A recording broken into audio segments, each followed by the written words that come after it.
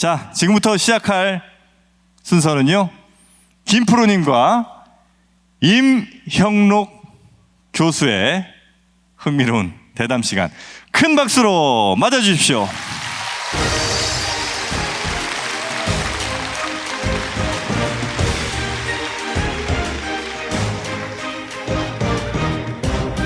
우리 임형록 교수님 다 기억하시죠, 여러분?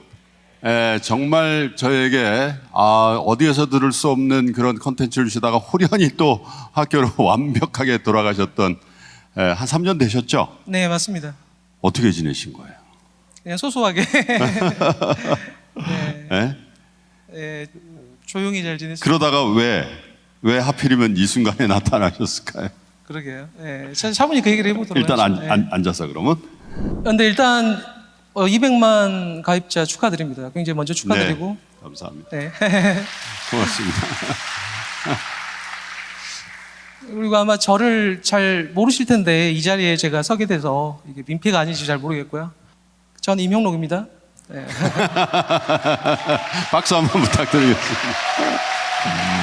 근데 사실 제가 이렇게 굉장히 이렇게 친하게 이런 이제 관계처럼 이렇게 합니다만은 사실 그렇게 자주 뵐 기회가 없고, 사실 제가 한국에서 게스트를 가장 많이 만나고 섭외한 사람 중에 한 명입니다만은 제 속을 가장 많이 썩였던, 사실 오늘 한 시간 전까지만 해도 혹시 안 오는 거 아니야?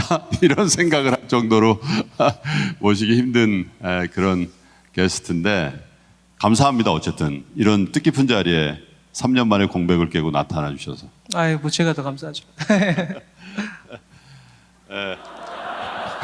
원래 이런 건 아닌데 계속 얘기해 주셔야 돼요. 일단 이렇게 많은 분들이 오시는 걸 보니 3프로TV가 대단하다는 걸 느끼게 되고, 그래서 제가 이 자리에 있을 자격이 있는지는 잘 모르겠습니다. 잘 모르겠고, 근데 예전에 이제 기억을 되살리는 의미 정도로 이제 제가 오늘 온 걸로 생각을 하고요. 여러 가지 조금 현재 상황들이 쉽지가 않아요. 되게 쉽지가 않을 테고, 저는 보통 말을 할 때 이렇게 될 수도 있다든가 저렇게 될 수 있다고 말하지 않습니다. 저는 그냥 된다고 말하고 안 된다고 말해요. 그리고 중요한 거는 틀리지 않아야죠. 가장 핵심은.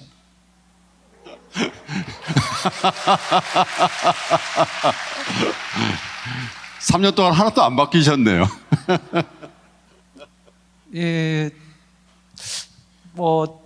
제가 이렇게 개인적으로 이렇게 대중 앞에 서거나 이런 걸 썩 즐겨하거나 좋아하는 타입은 아닙니다. 그리고 어떻게 약간 좀 말하면 약간 혼자 놀기 좋아하는 그런 사람이에요. 그래서 이제 사실 이런 자리가 이렇게 마음이 편하거나 즐겁거나 하진 않아요, 개인적으로. 그런데 오늘 제가 이 자리에 온 이유는 이제 김동완 소장님께서 그러니까 김동완 소장님하고 10년이 인연이 됐기 때문에 얘기를 잠깐 해드리면은 제가 이야기하는 방식이나 제가 사물을 보는 관점, 예를 들어 여러분 이걸 동그라미로 생각할 거 아니에요. 여러분은 예를 들어 지금 컵을 바닥에 놓으시면 2차원이라고 생각을 하실 거예요. 동그라미라고. 근데 막상 좀 띄워보면 이게 실린더 형태로 생겼잖아요. 그게 차원이 다르다는 거예요.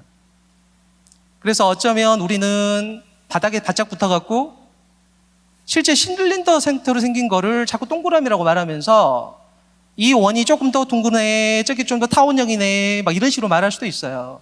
근데 진실은 실린더라는 건 변함이 없거든요.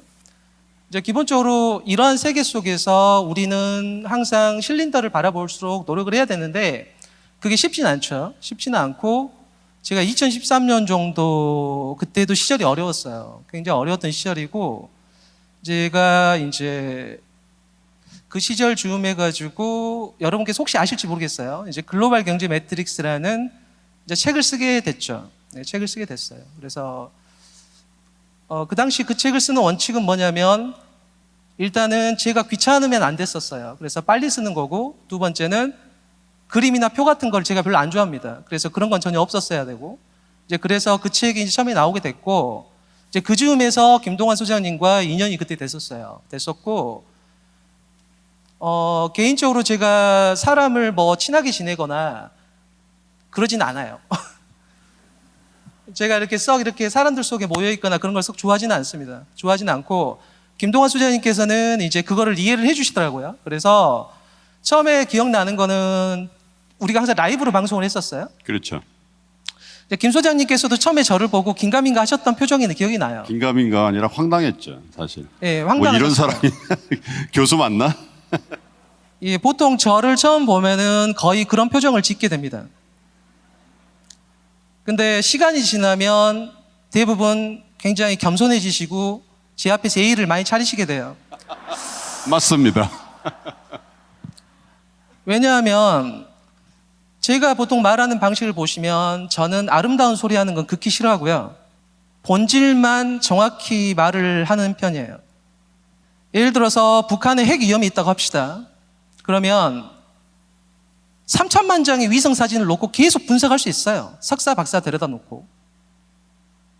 그러면 한 달 지나거든요. 저라면 국방위원장 책상 위에 있는 손으로 쓴 날짜 하나 있죠. 저 같으면 그 청소하는 아주머니한테 부탁해서 그거 하나 알려달라고 그럴 거예요. 왜냐하면 그게 발사할 날짜일 확률이 높아서 그래요. 그러면 역산해서 거리 생각하고 그럼 위성사진 동선이 나올 거 아니에요? 그럼 거기만 찍어서 저는 필요하거든요. 그게 어쩌면 우리가 봐야 될 본질일지도 몰라요. 근데 여러분들께서는 일단 많이 얻어갖고 그중에 뭔가 나오겠지 생각할 수 있지만 결론은 쓰레기통에서 장미가 필 수는 있습니다. 부정할 수는 없어요. 그러나 장미밭에서 가장 좋은 장미를 찾는 게 훨씬 효율적이에요. 두 번째, 쓰레기통에 있는 장미는 빨리 죽습니다. 그래서 여러분들께서는 쓰레기통에 있어요. 안타깝지만. 그게 이 세상입니다. 그래서 여러분은 그 장미 하나를 찾으려고 노력을 하시는 거예요. 거듭 말하지만 장미밭에 가서 가장 아름다운 장미를 찾는 게 그게 바로 현명한 사람이 취해야 될 방식이고요. 그렇다고 해서 똑똑한 게 아니에요. 똑똑하면 쓰레기통을 뒤질 확률이 크거든요. 그래서 오늘 제가 나온 이유는 일단 10년의 인연이 있었어요. 김동완 소장님과. 그러니까 저와 10년이 친하다는 거는 굉장히 인품이 좋다는 말씀이시거든요.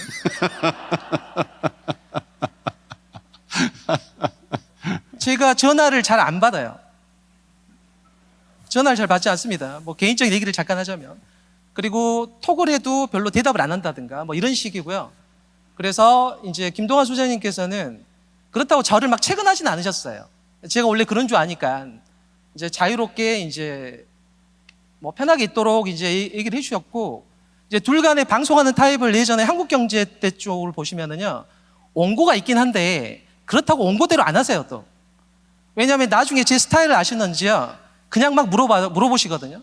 그러면 둘이 이제 이야기하거니 주거니 받거니 하게 됐던 거죠. 그게. 오늘 그렇게 해보려고 모신 거죠. 지금부터 지금 시작해볼게요.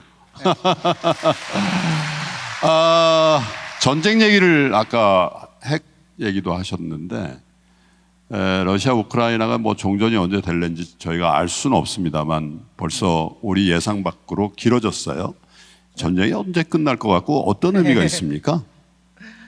자, 여러분들께서 결론적으로 전쟁이 끝나냐고 물어보면 안 끝납니다. 오래 갈 거예요. 궁금하시죠? 그 얘기를 해드릴게요. 일단 시간의 추를 약간 좀 옛날로 돌려볼게요. 여러분들이 이해를 해야 되기 때문에. 우리가 그 예전에 이슬람 문명이 있었잖아요. 이렇게 이야기를 시작하니까 예전에 이렇게 황당하다는 표정을 하셨던 거죠. 10년 전에도. 근데 거듭 말하지만 과거는 현재의 거울입니다. 과거로 미래를 알 수는 없어요. 과거는 현재의 거울일 뿐이고요. 현재의 상처가 되는 곳이 미래가 돼요. 이 말의 뜻을 정확히 기억하셔야 됩니다. 일단 과거를 가지고 현재를 볼 거예요. 일단 아바스 문명이라는 게 있었어요. 그럼 이슬람 문명이 있을 거 아닙니까? 여기 알지부라라는 곳이 있잖아요. 벌써 알자가 붙었으니까 대충 무슬림 쪽인 걸 알 수 있을 거예요. 알코홀 이런 거니까. 그러면 우리가 말하는 이베리아 반도의 절반 있죠. 여기가 누가 가져가게 되냐면 우리가 말하는 무슬림들이 살게 돼요. 그 건너편에 우리가 말하는 신성의 세계, 기독교 세계관들이 살고 있겠죠. 근데 이게 더 밀어버리면 프랑스까지 넘어갈 거 아니에요. 이걸 막은 사람이 누구냐면 샤를마뉴 대제라는 사람이에요. 그래서 이 사람이 이걸 성공적으로 막았기 때문에 로마 교황, 그 당시에는 로마에 황제가 없었어요. 여러분이 훈족이 와서 게르만 이동했다고 들었죠?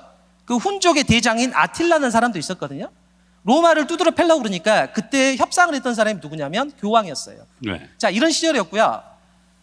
지금 무슬림의 창시자는 기본적으로 상인이죠. 모하마드가. 그래서 유대인들도 많이 따라오게 됩니다. 왜냐하면 유대인들은 법적으로 땅을 가질 수가 없었어요. 금지시켰었습니다. 그리고 우리가 말하는 전문직 쪽의 직종을 가지고 있었고 이베리아 반도로 넘어왔어요. 네. 그래서 무슬림 왕국을 위해서 일을 했습니다.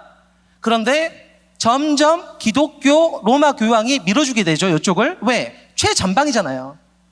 그래서 기독교 세력이 이기게 돼요. 그리고 유대인들이 가운데 벙 이제 뜨게 되는 거예요. 그때 어떻게 되냐면 쫓아냈습니다. 유대인들을. 그래서 유대인들이 두 군데로 갈라져요. 하나는 다시 북아프리카 쪽으로 들어간 사람들이 있고요. 그 중에서 프랑스, 독일, 폴란드 요 지역으로 넘어간 사람들이 있어요. 네. 대충 느낌이 오시죠? 왜 폴란드에 유대인들이 많이 살았는지? 이런 사람들이 있고요. 또 하나는 그 흑해 쪽에 하자르 왕국이라 했어요. 하자르 왕국. 예. 한마디로 말 타고 다니는 사람들인데 유일하게 유대교로 개종한 딱 하나의 유목계 민족이 하자르 왕국이라고 있었어요. 지금으로 치면 조지아 있죠. 조지아. 예. 예, 조지아 코카서스 산맥 쪽에 있는 거 있죠. 여러분이 인간에게 불을 매달아주고 본인이 독수리한테 간을 쪼여 먹겠다는 프로메테우스가 잡혀 있었던 바로 그 지역. 예. 예, 그 근처에 있다고 생각하시면 돼요. 그러면 이 유대인들이 우크라이나 이쪽 근처로 살고 있었겠죠? 예, 이런 상황이에요. 자, 그런데 짜르가 있었고 짜르를 무너뜨리고 싶은 사람들이 공산당이죠. 예. 공산당이에요. 그러면 이 공산당이 어떤 일을 했냐면 우크라이나에서 2차 세계대전 전에 거의 2천만 명 이상이 굶어 죽었어요. 사람이 가장 비참하게 죽는 게 굶어 죽는 거거든요. 왜 그러냐면은 집단 농장으로 만든다고 그러니까. 네. 이 돈바스 지역이 국토로 보면 약 5%밖에 안 돼요. 우크라이나에.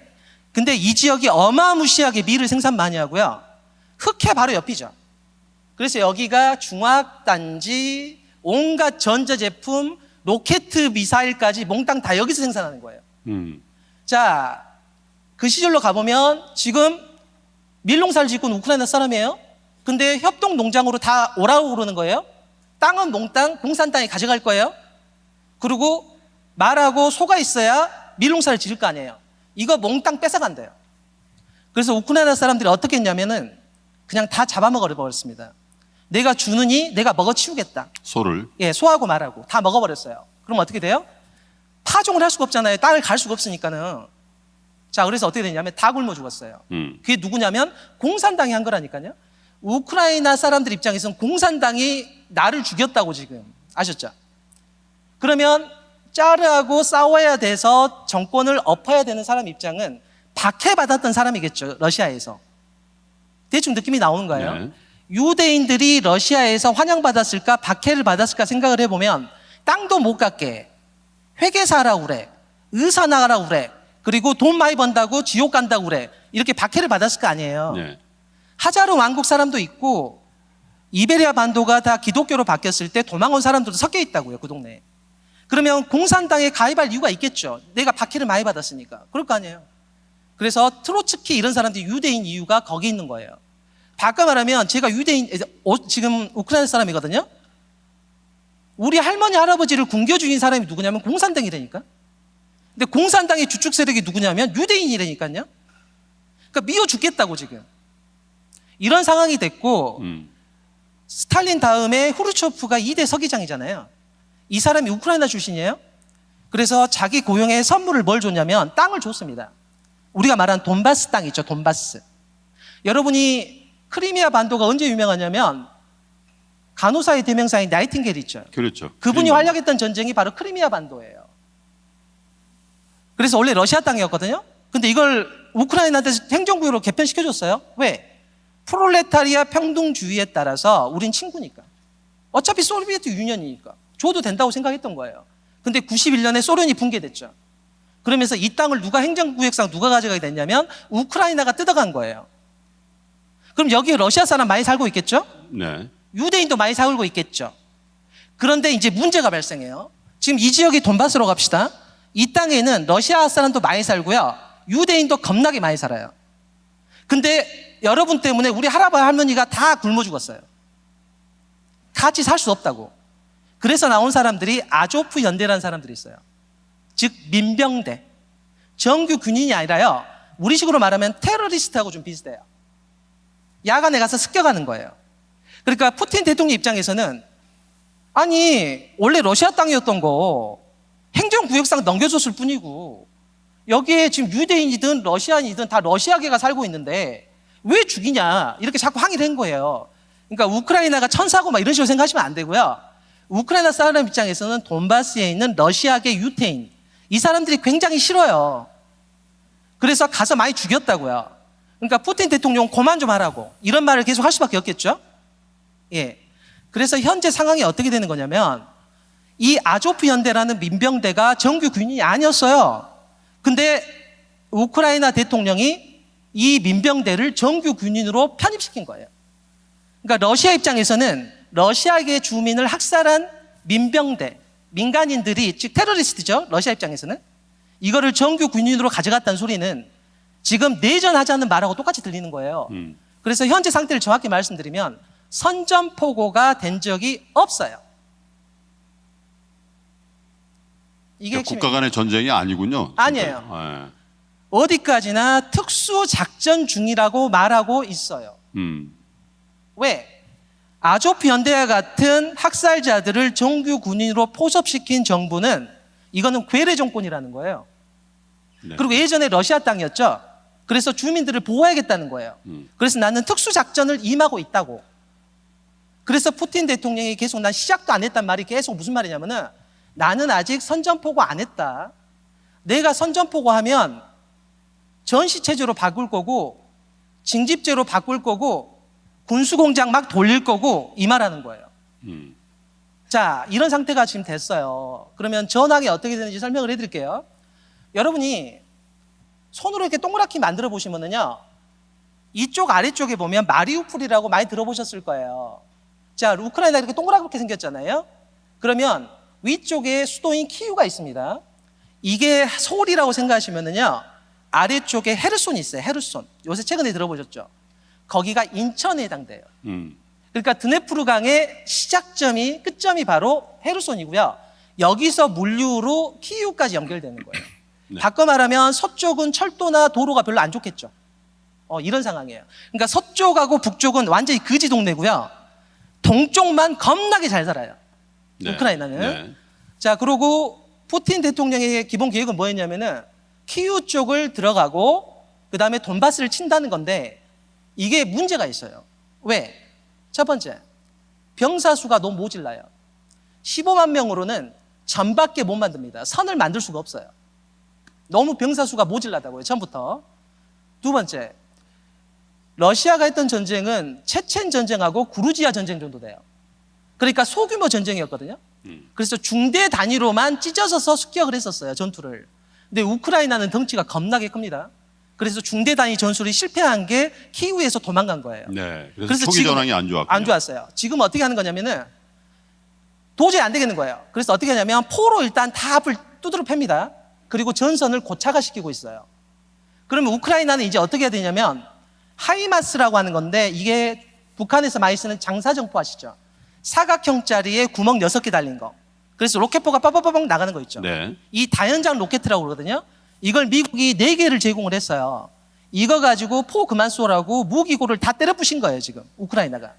그러니까 러시아도 잠깐 쉬었다 하자고. 잠깐만 쉬자 이런 식으로 되는 상황이거든요. 근데 전쟁이 왜 빨리 끝나지 않느냐. 핵심이 어디냐면은 일단 헤르손 쪽은요, 가운데 협곡이 굉장히 깊어요. 가운데가 골짜기가 굉장히 파여 있다고요. 그러니까 서로 간에 왔다 갔다 하기가 힘들어요. 여기 전선이 고차가 돼 있는데 이 전쟁에서 가장 핵심 파트가 어디냐면은 오데사라는 곳이에요. 오데사. 이 오데사가 어디냐면은 그 레오나르도 디카프리오가 우크라이나에게 기부했다는 말씀 들어보셨죠? 혹시 그런 얘기 들어보셨을까요? 네. 네. 왜 그러냐면은 디카프리오의 애할머니가 오데사 출신이에요.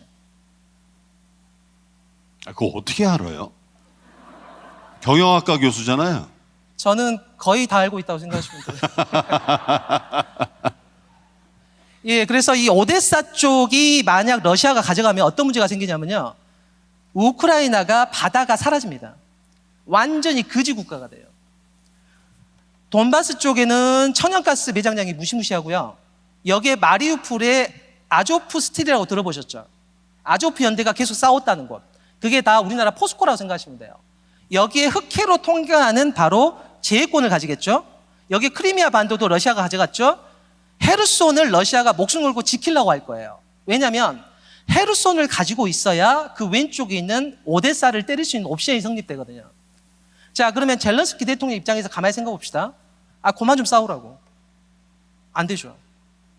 왜 안 되냐면 지금 미국이 왜 우크라이나를 도와준다고 생각하세요? 이 부분에 대한 해법을 분명히 우리는 대답을 알고 있어야 돼요. 그러지 않으면 이야기를 전개할 수 없습니다. 지금 미국이 왜 우크라이나를 도와줄까? 잘 생각해 보세요. 자, 그러면 반대로 생각해 봅시다. 미국이 그동안 고생했던 전쟁을 잘 생각해 봐요. 첫 번째 이라크 전쟁 있죠? 두 번째 아프가니스탄 전쟁 있죠? 특징이 뭐예요? 미군이 많이 죽었어요.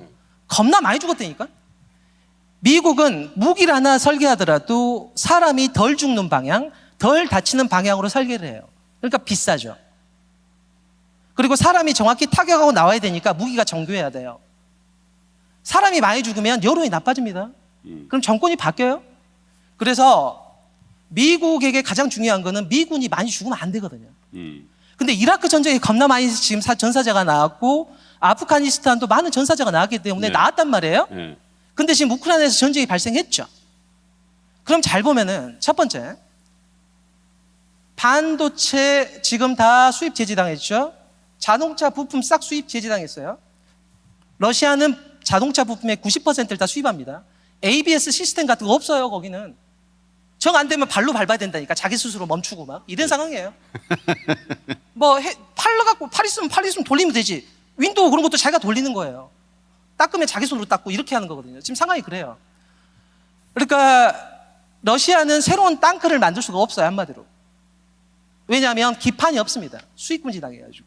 중국도 눈치 보고 설설 못 줘요. 지금 상황이. 그래서 지금 T-34까지 나왔어요. 한국전쟁에 사용되고 2차 대전 때 사용됐던 땅크 있죠. 땅크 T-34. 이거를 어디다 쓰냐면 점령지에 맨몸에 있는 것보다 나으니까 그걸 다 박아놨어요. 지금. 이 정도까지 물자가 부족합니다. 러시아가. 그리고 미국 입장에서는 가장 무서운 게 뭐예요? 러시아하고 중국이 연합하는 거예요. 연합. 이러면 전선이 양분됩니다. 미국의 육함대가 대서양 쪽에 붙어 있어야 된다고요. 근데 지금 러시아가 온전한 상태고 중국이 온전한 상태라고 합시다. 이 둘이 붙게 되는 상황에 대만을 건드리게 되면 칠한대만 고립돼요. 네. 그러니까 트럼프 대통령 입장이 잘 봐봐요. 트럼프 대통령이 바이든. 뭘 해줬냐면은 바이든. 아 지금 말고요. 트럼프 전 대통령은 뭘 했냐면 그런 거 같아. 중국이 중국 제조 2025를 갖고 들어왔죠. 그래서 반도체를 혼자 만들겠다는 거잖아요. 이거를 그대로 눌러버린 거라고 생각하시면 돼요. 이렇게 누르면서 러시아랑 친하면서 둘이 가운데에 끼어들었던 거라고 생각하시면 돼요. 전략적으로. 그리고 나토 너네 제발 군비 좀 쏴라 이렇게 계속 말하는 거예요. 독일 봤더니 너네는 막대기 갖고 훈련하더라. 다 나한테 기대는 거잖아요. 분담금을 내가 제일 많이 내. 그랬었죠. 트럼프가. 그러니까 트럼프 전 대통령이 봤던 게 이거예요. 러시아하고 중국이랑 친하잖아요. 내가 가운데 끼어갖고 나랑 친구 먹자는 거예요. 그리고 너는 중국 제조 2025 골라봐, 두드러 패 이런 식이에요. 그래서 관세로 눌러놓고 블랙리스트로 때려놓은 상태거든요. 그리고 독일한테 가서 말한 거예요. 좋은 말 할 때 구텐타그 그만하고 너 좀 국방비로 좀 쓰려니까는 너는 몽땅 나한테 기대고 경제적으로는 다 혼자 그냥 돌식하고 이런 거 겁나 안 좋은 거다? 막 이랬던 상황이에요. 그러면 독일은 뭐라고 그러냐면 아프 비더제 막 이런 식이에요. 나중에 또 봅시다 이런 식으로. 잘 가라고. 막 이런 식이에요. 그리고 러시아의 천연가스가 겁나게 싸요. 이게 왜 싸냐면은 카타르에서 천연가스를 가져오잖아요. 그러면 액화시켜야 됩니다. 배로 실어야죠. 배를 실어야 되니까. 네. 그러니까 급속 냉동을 시켜갖고 액화를 시켜야 많이 실어올 수 있어요. 그러면 항만에 터미널을 만들어갖고 거기서 다시 기화를 시켜야 됩니다. 온도를 높여갖고. 그리고 트럭으로 운송시켜줘야 돼요. 복잡하네요. 비싸요, 비싸요. 네. 그리고 터미널도 안 만들었어요. 이거 만들려면 4년 걸립니다. 근데 러시아에서 가져오잖아요? 그러면 기체 상태로 그냥 집까지 쉬고 와요. 간단하게. 독일이 이렇게 했단 말이에요. 그러니까 트럼프 전 대통령은 그만하고 너도 땅끝 만들고 이렇게 하라는 거였죠. 계속 이 말을 했었거든요. 자, 바이든 행정부로 바뀌었어요. 지금 미국 입장에서는 그러니까 러시아와 중국이 붙어버리면, 그리고 대만을 치게 되면 전선이 분산돼서 굉장히 힘들어집니다. 지금 미국 입장에서 가만 보세요. 첫 번째, 러시아, 자블린으로 계속 까버려. 이런 식이에요. 네. 자블린이 1억이나 2억밖에 안 돼요. 탱크 하나 60억 원이에요. 오, 30대 1. 브라보. 계속 주는 거예요. 계속 열심히 하라고. 네. 두 번째, 죽는 거는 우크라이나 사람이지 미국 사람이 아니잖아요. 상관없죠. 세 번째, 독일 애들이 이제 정신을 차렸네. 자기가 알아서 이제 국방력을 키운대. 이제 정신 차렸어. 이제 하려고 그러는 거예요. 여러분들 러시아 포비아를 한국에 있다고 무시하시면 안 됩니다. 유럽에는 러시아 포비아가 있어요. 러시아 공포증이 있다니까요. 스웨덴하고 핀란드가 괜히 나토 간 게 아니라니까. 거기는 바로 옆 동네예요. 발트 상국 너네 가만히 안 두겠다예요. 시작도 안 했다는 소리는. 무슨 말이냐면은 젤런스키 입장에서 가만히 생각해 보면은 지금 휴전하라고? 지금 미국이 나 도와주고 있지. 안 도와준다는. 근데 4년 5년 있다가 돈바스에서 러시아가 생산 다 해놓고 오데사 치면 그때 미국이 나 도와줄 거냐고. 독일 너 나랑 지금 전화 받아줄 거야? 약속할 수 있어요? 여러분 잘 생각해 보세요. 지금 휴전한다고 합시다. 러시아가 돈바스 다 가져갔죠? 흑해 싹 가져갔어요. 4년 5년 뒤에 러시아가 전략물자 다 생산한 다음에 이번에는 오데사 깔 거야 이런 식으로 들어왔을 때 나토도 아니죠. 독일이나 프랑스, 미국이 도와줄 것 같아요. 4년 5년 뒤에. 제가 4년 뒤에 이 자리에 다시 나올 거라고 생각하시나요? 그 확률하고 거의 비슷할 거예요. 바꿔 말하면 100%인데 그러면. 젤렌스키 대통령 입장에서는 휴전을 할 수가 없어요. 지금 물 들어올 때 노젓지 않으면 오데사가 아니라 헤르손까지라도 지금 막아야 되거든요. 여기라도 내가 가져가야 되고, 푸틴 대통령은 무조건 헤르손까지 내가 가지고 나서 휴전이라도 할까 말까예요. 그러니까 굳이 말하면 푸틴 대통령은 휴전을 혹시라도 할 수도 있어요. 정 원하면. 근데 젤렌스키 대통령 입장에서는 휴전을 하면 안 됩니다, 상황이. 그리고 미국 입장에서는 지금 알아서 러시아하고 중국이랑 쪼개지게 됐어요. 러시아가 지금 굉장히 재래식 전력이 무너지고 있잖아요. 유럽은 알아서 지금 자발적으로 군비를 늘리고 있죠. 미국의 무기가 다 검증받고 있죠. 그리고 미국 사람 한 명도 안 죽고 있죠. 그리고 미국 무서운지 다 알고 있죠. 그리고 달러 다 원하고 있죠. 굳이 안 도와줄 이유도 없어요. 근데 바꿔 말하면 무슨 말이냐면은 그만큼 밖에다 돈을 써야겠죠. 그럴 거 아니에요. 그럼 안쪽에 쓸 돈이 있을까요? 없을까요? 생각해보면. 미국 내부에 네. 비겠죠. 그렇죠. 돈이 없죠. 그래서 여러분이 원하시는 BBB 법안이나 인프라 투자가 안 되는 거예요. 그러니까 급격한 반등은 없다고. 이러니 무슨 대본이 필요하겠습니까, 여러분? 그러니까 그렇게 해서 미국 내부에 돈이 비었고, 그래서 그게 사실 미국 시가총액의 감소로 나타나고 미국 채권 금리의 급등으로 나타나고 있다. 이거는 그 일정 부분만 해당되고요. 그러니까 제가 보통 방송 출연 같은 걸 싫어하는 이유가 저한테 제일 먼저 하는 얘기가 대본 같은 걸 얘기하는데 저는 귀찮은 걸 제일 싫어해요, 세상에서. 근데 자꾸 하라고 그러면 전화를 안 받습니다, 그다음부터. 그래서 제가 출연 안 하는 거고, 김동원 소장님은 저한테 아무것도 욕을 안 하거든요. 그래서 그냥 친한 거고, 친한 것까지는 아니지만 아무튼 그래서 네. 미국이 빈자리가 계속 될 것 같아요. 미국 나스닥이니 뭐 기술기업, 또 미국 금리도 오르고 인플레이션으로 나타나고 있는 이런 굉장히 우리 투자자 여러분들이 피했으면 하는 조건들이 어떻게 될 것 같습니까? 자, 이제 여러분이 답을 원하실 텐데, 이제 그 답을 얻기 위해서는 상당한 많은 과정을 거쳐야 돼요. 제일 친한 건 저랑 친한 게 제일 낫죠. 뭐 사면 되냐고 물어보면 되니까. 근데 저랑 친하긴 하늘의 별 따기니까. 일단 얘기를 좀 해볼게요. 이것도 굉장히 복잡한 얘기예요. 나토에서 한국과 일본만 찍어서 초대를 했어요. 정확히 말 안 하겠습니다. 왜냐하면 제 신상이 위험한 말이기 때문에 대충 하다 말 거예요. 어찌됐든 힌트만 드리면 혹시 대만이 공격을 받았을 경우에 네. 받았을 경우에 혹시 여러분들은 유엔군이 나설 수 있다고 생각하세요? 만에 하나? 안 되지. 될 리가 없지. 왜요? 상임이사국에 러시아하고 중국이 있는데 될 리가 있어요? 그렇죠. 당연히 안 되지. 그러니까 있으나 마나한 거죠. 오페크에는 오페크 뭐가 있어요? 오페크 플러스가 있잖아요. 네. 더하기 개념이 있네.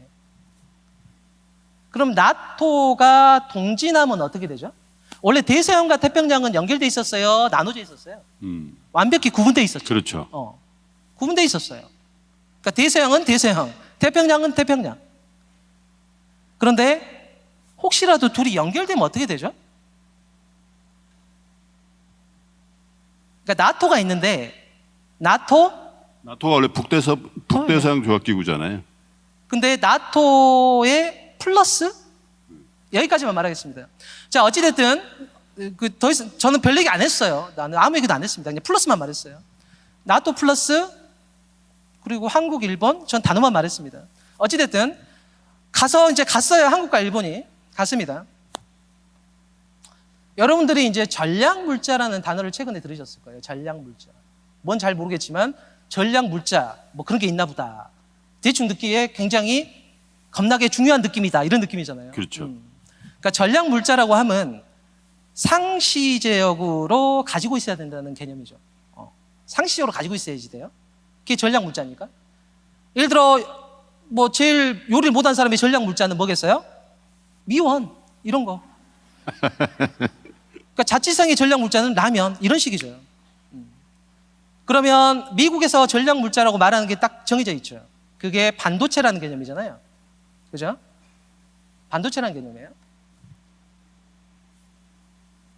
여러분들이 자꾸 파운드리를 어렵게 생각하실 필요는 없어요. 파운드리는요, 설계도 주면 딱 만드는 게 아닙니다. 내가 이러이런 개념으로 GPU, 예를 들어 그래픽카드랑 CPU랑 이것저것 갖다 붙여놨어요. 이렇게 더 설계한 대로 만들어줄 수 있어? 그러면 내가 만드는 공정을 이렇게 해갖고요, 이렇게 만들어 드릴 테니까 한번 봐주세요. 이게 바로 파운드리 업체가 하는 거예요. 바꿔 말하면 공정 기술이 없으면 공정 설계를 해야 된다고. 선공정, 후공정도 다 해야 되는 게 파운드리 업체예요. 그러니까 그게 어려워요. 설계도 띡 주면 그대로 딱딱딱 만들 수 있는 게 아니고, 나는 기역자로 배치를 해가지고 니은자로 마지막에 후공정을 하겠다, 이런 업체도 있고요. TSMC가 삼성전자는 그렇게 안 하고 우린 뒤집어서 하겠다, 이렇게 검사를 하라고 하는 거예요. 그래서 애플이 딱 보고 마음에 들어, 그럼 그때 파운드리를 맡기는 거거든요. 그러니까 파운드리는 상당한 기술력이 필요해요. 메모리는 말 그대로 그냥 저장 장치예요. 01, 01 이거 저장만 합니다. 끝. 미국이 이번에 전쟁을 통해서 확인한 건 뭐냐면, 확실하게 확인된 건 뭐냐면, 러시아가 반도체가 수입이 안 되면 미사일을 추가 생산 못 한다는 거예요. 네.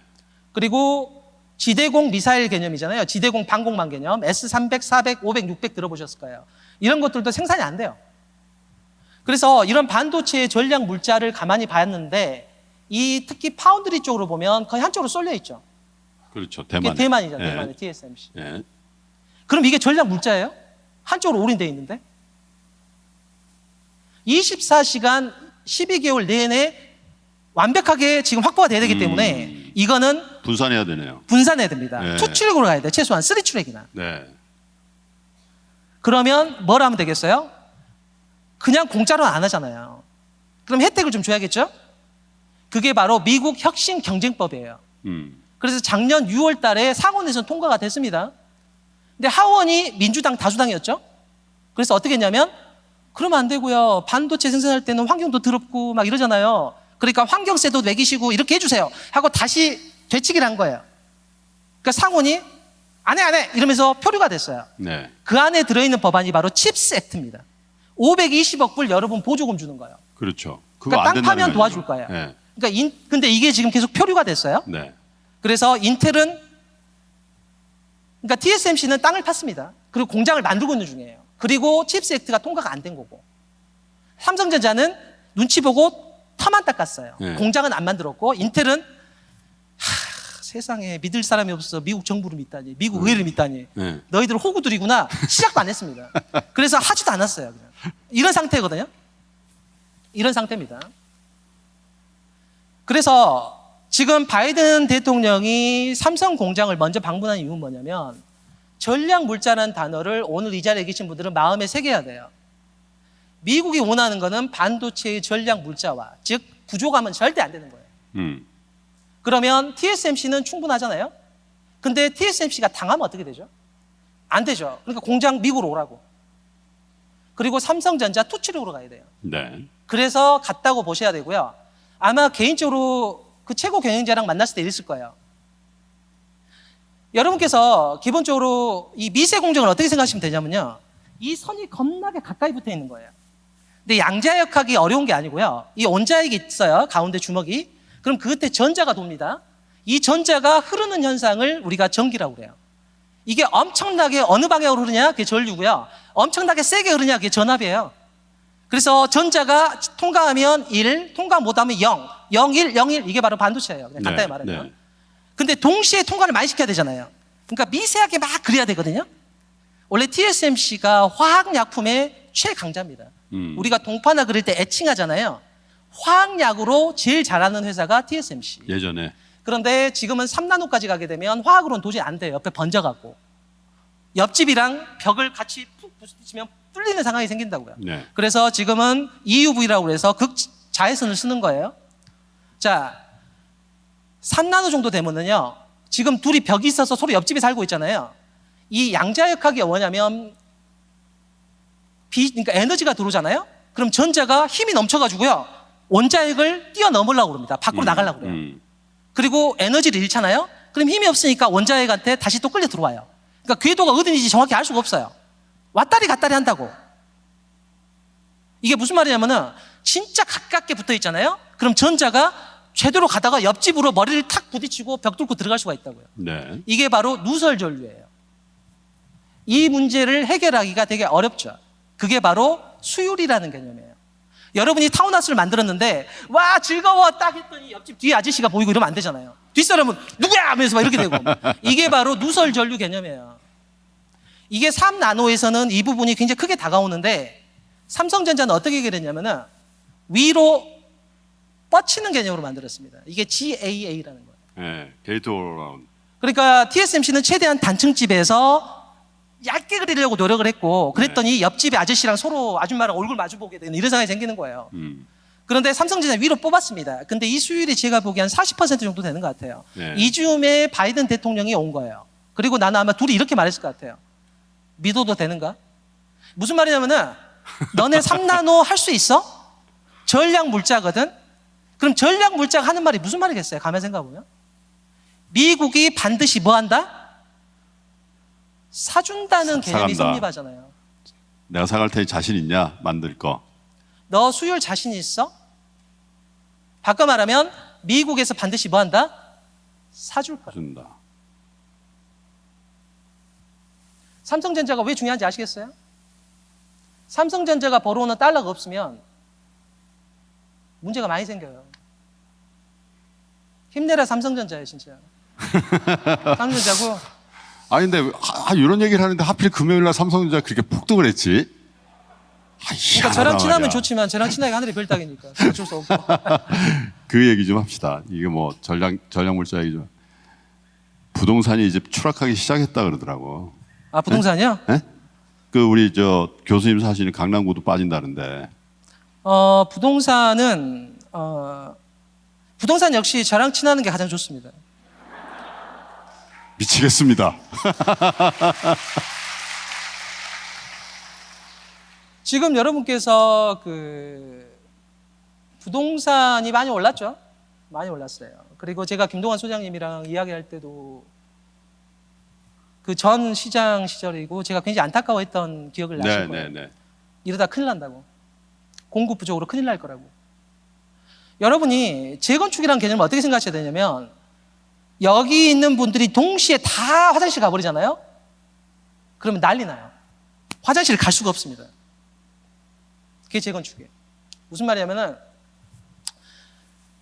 한국의 특성상 서울이 겁나게 좁아요. 여러분 서울이 넓다고 생각하시면 안 돼요. 서울은 굉장히 좁은 곳이고 강남의 아파트 단지도 굉장히 좁은 면적을 차지해요. 유일하게 위로 솟구쳐야 되는데 예를 들어 여기가 음마라고 그래봐요. 근데 음마하고 그 옆에 아파트들이 동시다발적으로 재건축을 해버리면 이 사람들이 동시에 갈 수 있는 전월세가 없어요. 그건 곧 전월세 폭등을 말합니다. 그러니까 넣었다 뺐다를 잘해줘야 돼요. 오늘은 여기 재건축하고 분산시키고 다시 놓고 그 다음에 여기 또 재건축시키고 분산시키고 다시 놓고 이렇게 4바퀴를 돌려야 되는 거예요. 그래야 전월세가 안정화될 수가 있어요. 근데 지난 세월 동안 계속 막아버렸죠. 재건축 기대감만 갖고 계속 오른 거고 분명히 말할 수 있는 거는 정책적인 문제가 매우 컸습니다. 그래서 어마어마하게 지금 부동산이 부풀었어요. 제가 예전부터 가끔 말했던 건 뭐냐면 대구 같은 경우는 공급량이 너무 많아서 하면 안 됐었어요. 여기 대구에 오신 분이 계실지 모르겠지만 대구 같은 경우는 안 됩니다. 원래 하면 안 돼요. 1년 전부터. 왜냐하면 너무 공급이 많아요. 공급이 너무 많고 일단 여러분들께서는 평택 이하 쪽으로는 열심히 하시면 안 돼요. 상황이 좋지가 않아요. 미안하지만. 왜 하필 평택일까요? 왜냐하면 수도권도 안 좋은 상황인데 평택 이남 쪽은 더 안 좋으니까요. 거기 볼 것도 없어요, 거의. 그러니까 이게 좀 잔인한 말이기도 하지만 그게 진실이니까요. 그리고 기본적으로 이번 정부의 전체 상향을 봤을 때는 우리가 대충 알 수 있는 게 금융 쪽에 관심이 많은 것 같아서 아니면 부동산에 관심이 많은 것 같아요, 현 정부가. 이번 정부가? 예. 저는 뭐 부동산에 관심이 많지 않을까. 이번 정부는 대충 다 색깔이 나왔어요. 부동산은 절대 막아야겠다는 지금 의사 표현을 한 거거든요. 부동산은 절대 막아야겠다. 이게 여러분들이 일단 지금 정부의 속마음을 좀 알아야 되는 게 뭐냐면 여러분이 지금 왜 어려운 상황이 됐는지, 왜 3,300에서 2,300까지 빠지고 16,000 스탁이 12,000 스탁도 무너졌는지 말씀드리면 인플레이션은요 소비를 박살을 냅니다. 그래서 인플레이션이 무서운 거예요. 인플레이션은 소비를 박살을 내요. 미국 경제 3분의 1은 뭐죠? 소비잖아요. 그럼 미국의 소비가 박살이 나겠죠? 미국 소비가 박살이 나면 결국 뭐가 쌓이겠어요? 시장에서. 월마트에 가면 뭐가 쌓이겠죠? 재고가 쌓이죠. 재고가 쌓이겠죠? 그럼 기업들은 생산을 할 수 있어요? 없어요? 조금 못하게 되겠죠? 그러면 결국 공급까지 충격을 같이 받겠군요. 그러니까 여러분이 대충 이 말에서 힌트를 얻을 수 있는 게 뭐냐면 미국에서 월마트나 아마존 같은 주식이 좀 살아날 때 나도 겨우 계좌 마이너스 35%가 마이너스 25% 정도 되겠다 정도 생각하시면 돼요. 여러분들 계좌가 거의 마이너스 30% 지금 그 정도 될 거예요. 여러분이 아무것도 안 해도 그 정도 됐어요, 지금. 여러분의 잘못이 아니고요. 월가의 전주들도 다 똑같습니다. 여러분만의 문제가 아니에요. 인플레이션은 이미 예고가 됐어요. 2020년 10월부터 다 예고가 돼 있었고 공짜로 돈을 나눠주니 누가 일하겠어요? 저는 그들을 디지털 히피로 정의하겠습니다.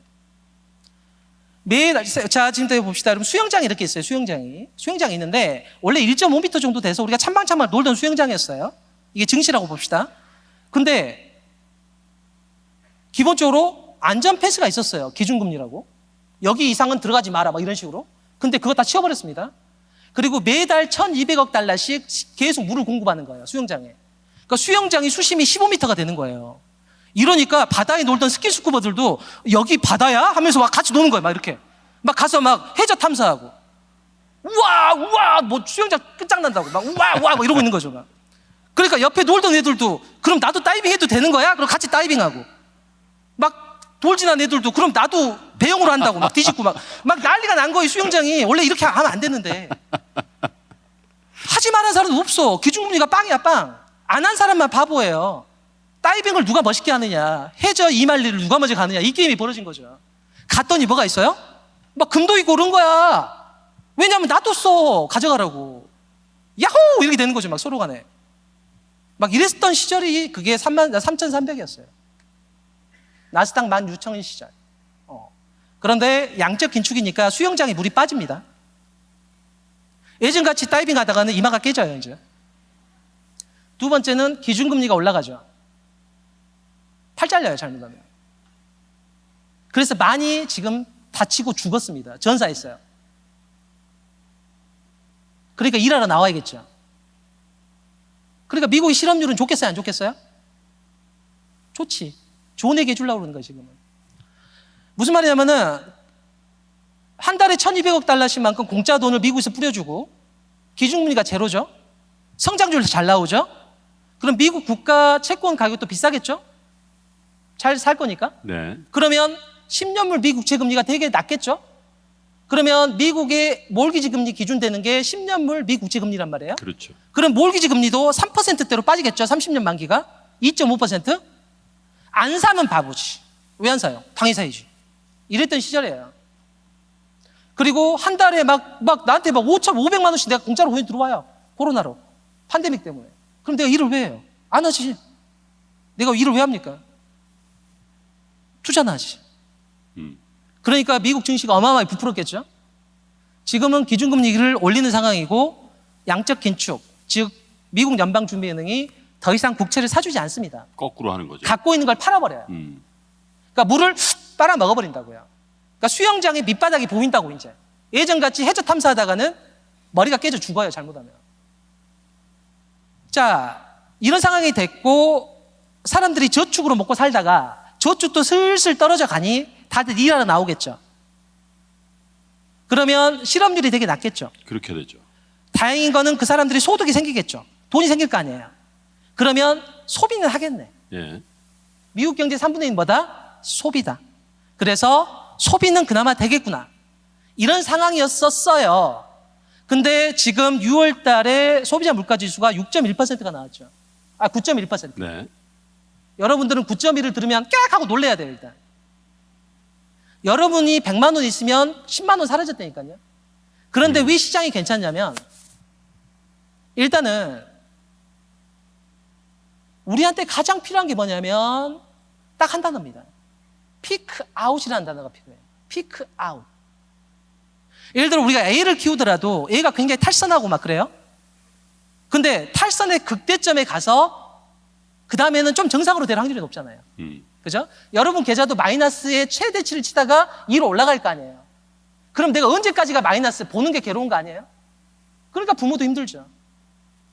그러면 미국도 뭐냐면은 인플레이션이 올라가고 있어요. 8.6%, 9.1%, 10% 이러면 박살이죠. 그런데 피크아웃이 된다는 확신만 가질 수 있다면 첫 번째, 미 연준이 기준금리를 조금 덜 올리겠지. 두 번째, 사람들이 일하러 나오는 상황이니까 소득은 발생시키면서 미국 성장률은 하반기에 그나마 방어가 되겠지. 이 두 가지가 조합이 되면서 다음 주부터는 그래도 약간 눈치 보면서 슬슬 갈 확률이 존재하고요. 지금까지는 올해까지는 선 반영이 되어 있다고 보셔도 돼요. 근데 문제는 뭐다? 내년이다. 경기. 문제는 내년이에요. 일단 여러분 유럽을 어떻게 하시면 되냐면은 유로화라는 걸 만들어서 미국이랑 어떻게 좀 비벼보고 싶었어요. 그리고 프레임을 바꿔보고 싶었습니다. 뭘로? 친환경으로. 좀 프레임을 바꿔보고 싶었어요. 그런데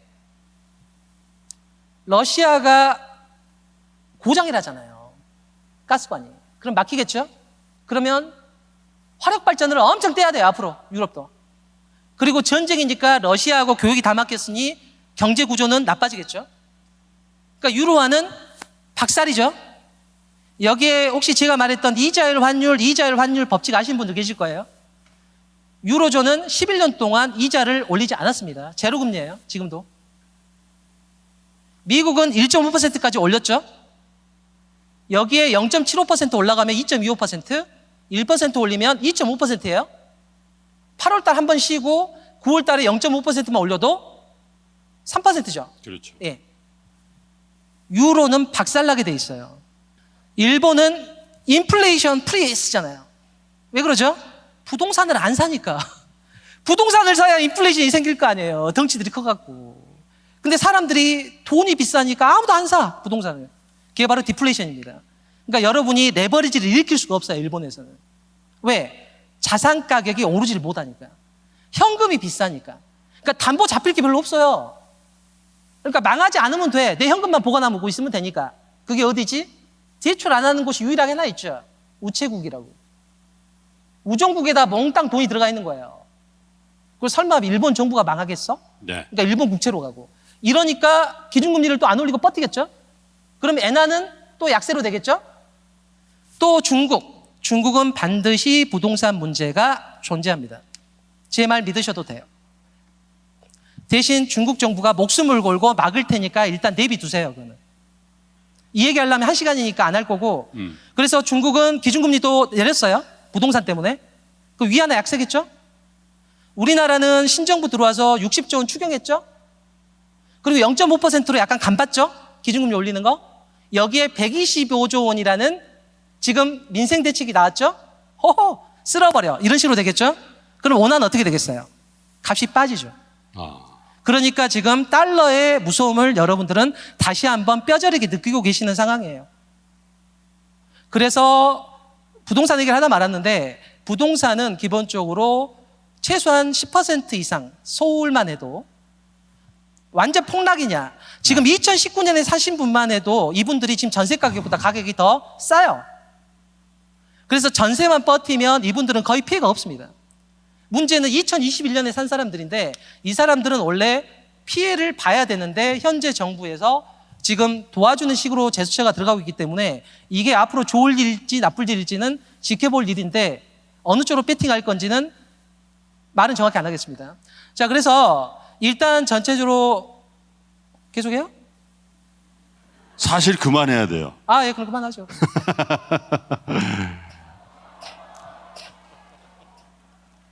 박수를 한번 부탁드리겠습니다.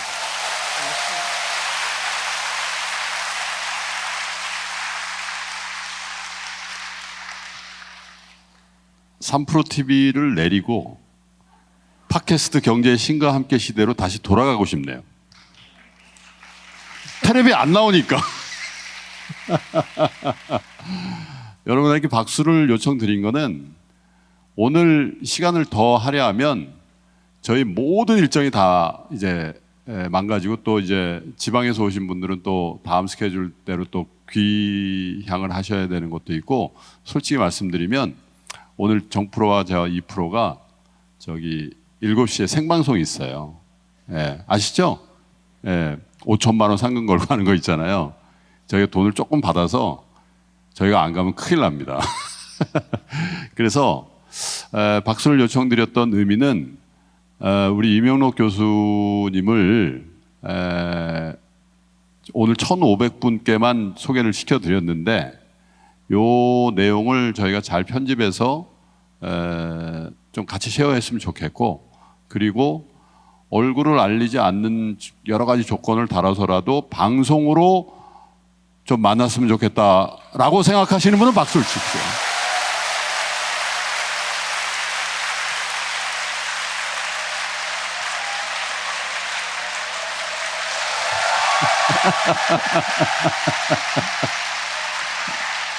어떻게? 뭐 제가 조금 안 좋아하는 게 유명세를 별로 안 좋아해요. 유명인은 세금이 붙어서 저는 그런 세금을 굉장히 싫어합니다. 혼자 노는 걸 좋아해서 이제 잘은 모르겠어요, 아직은. 그리고 이제 김동완 소장님이, 제가 여러분 이렇게 생각하시면 돼요. 오늘 저를 처음 보신 분도 계실 거예요. 약간 좀 이상하게 생각할 수도 있어요. 저 사람 좀 이상하다 생각할 수도 있습니다.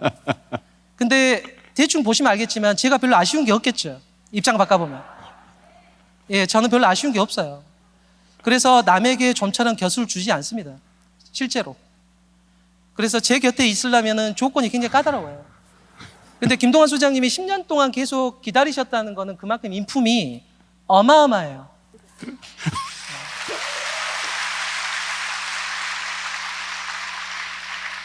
내 인품을 팔아서라도 네. 한번 모셔보고 싶습니다. 그래서 상황이 되게 지금은 조금 좋아질 것 같아서 좋고, 만약 혹시 정 안 좋아지면 그때 상황 봐서 제가 김 소장님과 얘기를 하고 해가지고 그때 상황을 좀 보도록 하겠습니다. 일단 여러분들 그 마지막 인사를 할게요. 끝낼 네. 시간이니까. 일단 오늘 3프로 TV를 보시러 이제 오셨다고 생각을 하고, 저는 그냥 양념으로 약간 들어온 것 뿐이고요. 그 이상하게 잘 모르는 사람이 나와서 얘기를 많이 했는데 잘 들어주셔서 감사드리고요. 코로나 어쩔 수 없습니다. 에어컨 틀면 곧바로 늘어나게 돼 있어요. 그래서 코로나는 기본적으로 확진자는 늘어날 수밖에 없는 것이기 때문에 그건 적응을 하셔야 되고요. 그리고 전쟁은 쉽게 끝나기 어렵습니다, 결론적으로. 그리고 부동산은 일단 전세는 약간 하방할 거고요. 월세는 늘어날 거예요. 그 다음 얘기는 뭐 저랑 인연이 되면 듣는 거고 안 되면 못 듣는 거고. 예, 그 정도 하겠습니다. 박수 부탁드리겠습니다.